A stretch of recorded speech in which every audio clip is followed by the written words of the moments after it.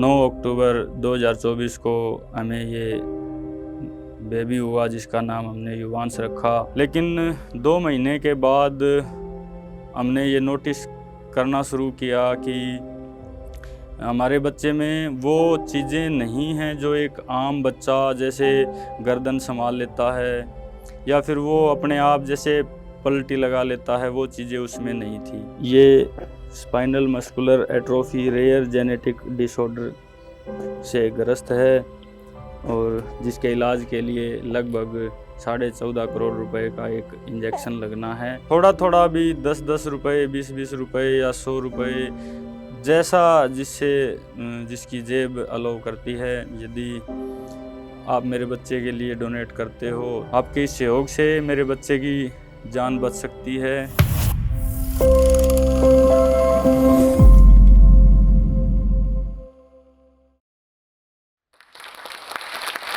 नमस्कार, मैं constable Rajesh, police अधीक्षक कार्यालय जिला फतेहाबाद में साइबर सेल में तैनात हूँ। आज तक आपने जो स्टॉक पर बहुत सारी संघर्ष भरी कहानियाँ सुनी, लेकिन आज मैं एक ऐसी कहानी आपके बीच में लेके आया हूँ जिसका सिर्फ मैं माध्यम हूँ और जिसकी कहानी मैं आपके बीच में लेके आया हूँ। मेरा बेटा युवांश।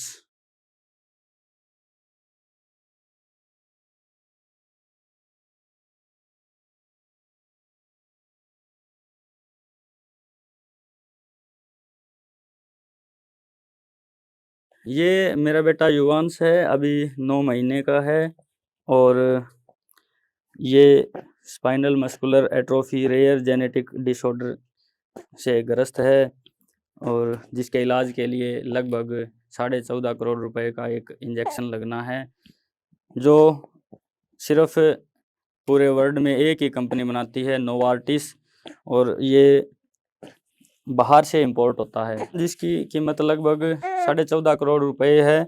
और अब तक हमने 4 करोड़ 20 लाख रुपए अब तक हमने इकट्ठे कर लिए हैं और अभी लगभग 10 करोड़ के आसपास हमें और फंड चाहिए। इसके लिए मैं आपके बीच में आया हूँ। ये शुरू कैसे हुआ, मैं इसकी कहानी आपको बताने जा रहा हूँ। मेरी शादी 23 अप्रैल 2023 को हुई। हम दोनों की अरेंज मैरिज थी और 9 अक्टूबर 2024 को हमें ये बेबी हुआ जिसका नाम हमने युवांश रखा। सब कुछ परिवार में सही चल रहा था। मैं हरियाणा पुलिस में हूँ, मेरी मिसेज फूड एंड सप्लाई विभाग में फतेहाबाद में कार्यरत है। सभी चीज़ें स्मूथ चल रही थी, लेकिन 2 महीने के बाद हमने ये नोटिस करना शुरू किया कि हमारे बच्चे में वो चीज़ें नहीं हैं जो एक आम बच्चा जैसे गर्दन संभाल लेता है या फिर वो अपने आप जैसे पलटी लगा लेता है, वो चीज़ें उसमें नहीं थी।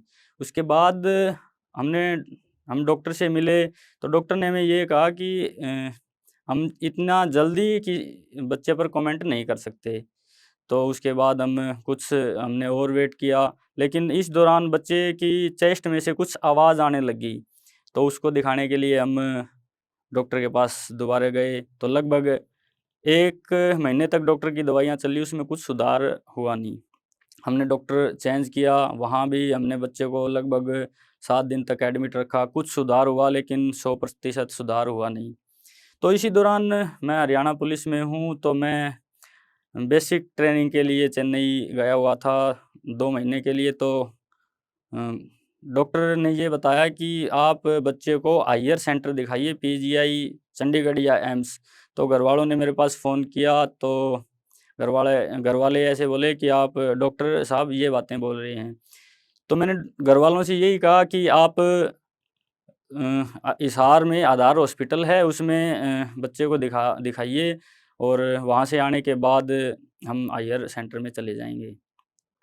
तो इस दौरान आधार हॉस्पिटल में जब बच्चे को घरवाले लेकर के गए तो वहाँ डॉक्टर विनीता जैन हैं और उन्होंने अपने स्टाफ के साथ डिस्कस किया। तो उन्होंने हमें ये बोला कि आप बच्चे का जेनेटिक टेस्ट करवाइए। हमें ये लग रहा है कि कहीं बच्चे को एसएमए जो स्पाइनल मस्कुलर एट्रोफी जो जेनेटिक डिसऑर्डर है वो बच्चा उस तरफ जा रहा है। तो डॉक्टर के रिकमेंडेशन पर हमने वो टेस्ट करवाया, तो 18 मई को उस टेस्ट की रिपोर्ट आती है, तो हमें पता चलता है कि हमारे बच्चे को spinal muscular atrophy rare genetic disorder है। तो डॉक्टर विनीता जैन जी ने हमें यही बताया कि आप हायर सेंटर जाइए, पीजीआई चंडीगढ़ जाइए या फिर आप एम्स दिल्ली जाइए। तो मैंने पीजीआई चंडीगढ़ को इसलिए चुना कि मैं हरियाणा पुलिस में हूँ, तो मेरा पुलिस का हेडक्वार्टर वो पंचकूला में है, तो मुझे कम्युनिकेशन करने में मेरे डिपार्टमेंट से मेरे को दिक्कत ना हो, इसलिए मैं मेरे बच्चे को 22 मई को पीजीआई चंडीगढ़ लेकर के गया। वहाँ बच्चों के डॉक्टर है रेणु सुथार, मैं उनसे मिला, तो सेम बातें जो डॉक्टर विनीता जैन ने हमें बताई वो सेम बातें डॉक्टर रेणु सुथार ने हमें बताई।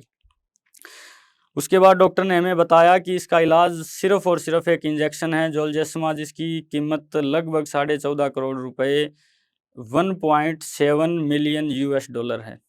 इतनी ज़्यादा अमाउंट सुनने के बाद मैं एक मध्यम वर्गीय परिवार से हूँ, मेरी आर्थिक स्थिति इतनी अच्छी नहीं है कि मैं वो चीज़ें अफोर्ड कर सकूँ। तो जैसा डॉक्टर ने हमें बताया, घर आकर के हमने डिस्कस किया कि हम क्या कर सकते हैं। उसके बाद अगले दिन मैं मेरी ब्रांच साइबर सेल में गया, वहाँ भी मेरे इंचार्ज साहब से मैंने डिस्कस किया, मेरे साथियों से डिस्कस किया। तो सभी ने मेरे को पॉजिटिव ही लिया कि देखो हमें बच्चे की ज़िंदगी बचानी है, चाहे कैसे ही हो जाए, हमें कैसे ही पैसे इकट्ठा करने पड़े। उसके लिए हमने फंडराइज़र इम्पैक्ट गुरु है उसको चुना। उसके बाद हमने एक अलग लेवल पे, जैसे कि मैं पुलिस डिपार्टमेंट में हूँ, तो क्यों न एक-एक दिन का सभी पुलिस कर्मचारियों से हम वेतन ले लें, उसके ऊपर भी हमने डिस्कस किया। तो हरियाणा पुलिस में लगभग 57,000 पुलिस कर्मचारी हैं और हमने बेसिकली ऐसे अमाउंट को डिवाइड किया कि यदि एक आदमी भी 2,000 रुपये हमें दे देता है, तो लगभग हम इस वैल्यू के समीप पहुँच जाएँगे। तो उसके बाद हमने इम्पैक्ट गुरु पर फंडराइज़ करना शुरू कर दिया और मैं मेरे डीजीपी साहब से मिला, तो उन्होंने मेरी पूरी मदद करने का आश्वासन भी दिया। तो मैं अलग-अलग एसपी साहब से भी मिला, उन्होंने भी एक-एक दिन की सैलरी डोनेट करने के लिए उन्होंने लेटर जारी भी कर दिए। तो अब तक मेरे पास मेरे बच्चे के लिए 3 करोड़ 31 लाख रुपए डिपार्टमेंट की मदद से मेरे को प्राप्त हो चुके हैं और लगभग 82 लाख के करीब इम्पैक्ट गुरु पर भी फंड राइज़ हो चुका है।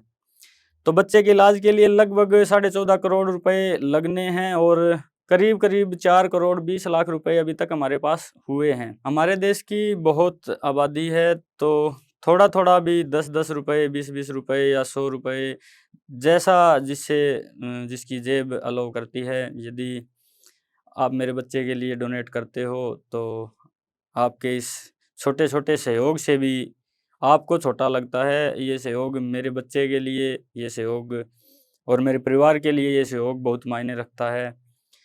आपके इस सहयोग से मेरे बच्चे की जान बच सकती है। मेरा बच्चा भी इस दुनिया में सर्वाइव कर सकता है। जैसे मुझे ये बीमारी डिटेक्ट करने में बहुत ज़्यादा समय लग गया। मैं चाहता हूँ कि आप सभी के साथ ऐसा ना हो, तो जो न्यूली मैरिड कपल हैं या जो अब भविष्य में अपनी फैमिली प्लानिंग करना चाहते हैं या जो अनमैरिड मेरे जो सभी साथी हैं, भविष्य में उन्हें भी शादी करनी है, अपनी फैमिली को आगे बढ़ाना है। तो इसमें बेसिकली होता क्या है, जैसे कि हर 40 में से एक व्यक्ति किसी भी जेनेटिक डिसऑर्डर के जीन कैरी करता है, जैसा मुझे डॉक्टरों ने बताया। तो जब माता और पिता दोनों किसी भी जेनेटिक डिसऑर्डर के जीन कैरी करते हैं, तो 25% संभावना ये रहती है कि बच्चा जेनेटिक डिसऑर्डर से पैदा होगा। वो जेनेटिक डिसऑर्डर कोई भी हो सकता है, जैसे मुझे कुछ एक का पता है, एक एसएमए है, जैसे डीएमडी है, डुचेन मस्कुलर डिस्ट्रोफी या थैलेसेमिया है। इसी तरह से कुछ और भी जेनेटिक डिसऑर्डर होंगे जिसके बारे में मुझे मालूम नहीं है। तो हम इसका पहले भी पता लगा सकते हैं ताकि भविष्य में हमें परेशानियों का सामना ना करना पड़े। इसमें होता क्या है कि जब बच्चा गर्भ में होता है, तो उसमें 12 हफ्ते के बाद उस जिस ट्यूब में बच्चा होता है उस ट्यूब में से लिक्विड लेकर के उस लिक्विड से हम जेनेटिक टेस्ट करवाते हैं। उस टेस्ट से हमें पता चल जाता है कि हमारा बच्चा किसी जेनेटिक डिसऑर्डर से है या नहीं है। मैं आप सभी को नेगेटिव लेकर के नहीं जा रहा हूँ, मैं आपको पॉजिटिव लेकर के जा रहा हूँ, क्योंकि पहले के समय में हमारे पास संसाधन नहीं थे। लेकिन आज हम इस स्थिति में हैं कि हमारे पास ये संसाधन है कि हम बच्चे को पेट के अंदर ही किसी भी बीमारी के लिए हम डायग्नोस कर सकें कि ये इसको बीमारी है या नहीं, जैसे उसमें हमें पता चल जाता है। होता क्या है, जैसे हम डॉपलर टेस्ट करवाते हैं, जैसे रंगीन अल्ट्रासाउंड बोलते हैं, उसमें भी क्या होता है कि जैसे हम बच्चे के अंग पूरे बने हुए हैं या नहीं, उसका दिमाग है वो सही से विकसित है या नहीं, हम ये चीज़ें बेसिकली डॉक्टर हमें रिकमेंड करता है और हम ये टेस्ट करवाते भी हैं। लेकिन पता नहीं कि जैसे मैं मेरी मिसेज़ की ड्यूरिंग प्रेगनेंसी के लगभग 4 डॉक्टरों से पहले मैं मिल चुका था, लेकिन किसी ने भी मेरे को ये नहीं बताया कि आप ये टेस्ट करवाइए। हो सकता है डॉक्टर उसको मतलब उस लेवल पर डॉक्टर नहीं जाते हैं, या मतलब उसको पता नहीं है, ये तो मैं नहीं बोल सकता, क्योंकि डॉक्टर हैं तो बच्चे के डॉक्टर हैं तो उन्हें लगभग सब चीज़ों का पता ही रहता है। लेकिन फिर भी मतलब मुझे किसी भी डॉक्टर ने रिकमेंड नहीं किया। यदि डॉक्टर मेरे को रिकमेंड करते तो मैं डॉक्टर को ये भी नहीं बोलता कि ये मैं टेस्ट नहीं करवाना चाहता, क्योंकि उस टाइम हो सकता है 2000, 3000 या 4000 रुपये में ये टेस्ट हो जाता और ये डायग्नोस हो जाता, तो आज मैं ये सफ़र नहीं कर रहा होता जो आपके पास मैं मतलब सहयोग के लिए, मैं आपके पास मदद के लिए जो मैं गुहार लगा रहा हूँ। जिन मुश्किल परिस्थितियों से आज मैं संघर्ष कर रहा हूँ, मैं नहीं चाहता कि मेरा कोई अन्य साथी इस तरह से इन मुश्किल परिस्थितियों से संघर्ष करे। तो मैं आप सभी अनमैरिड और न्यूली मैरिड कपल से यही आग्रह करूँगा कि वो डॉक्टर के पास जाएं और उनसे जेनेटिक टेस्ट के बारे में अवश्य पूछें। मैं जोस्टॉक मंच का भी धन्यवाद करता हूं कि इन्होंने मुझे अपनी बात रखने का मौका दिया, और एक बार फिर मैं आपसे विनम्र निवेदन करता हूं कि जितना आपसे जो सहयोग होता है 10 रुपये, 20 रुपये, 50 रुपये, 100 रुपये, आप इम्पैक्ट गुरु के माध्यम से, और जो डिस्क्रिप्शन में जो लिंक दिया हुआ है इम्पैक्ट गुरु का, आप उसके माध्यम से अपना डोनेशन दे सकते हैं, और आपके इस डोनेशन से मेरे बच्चे का जीवन बचाया जा सकता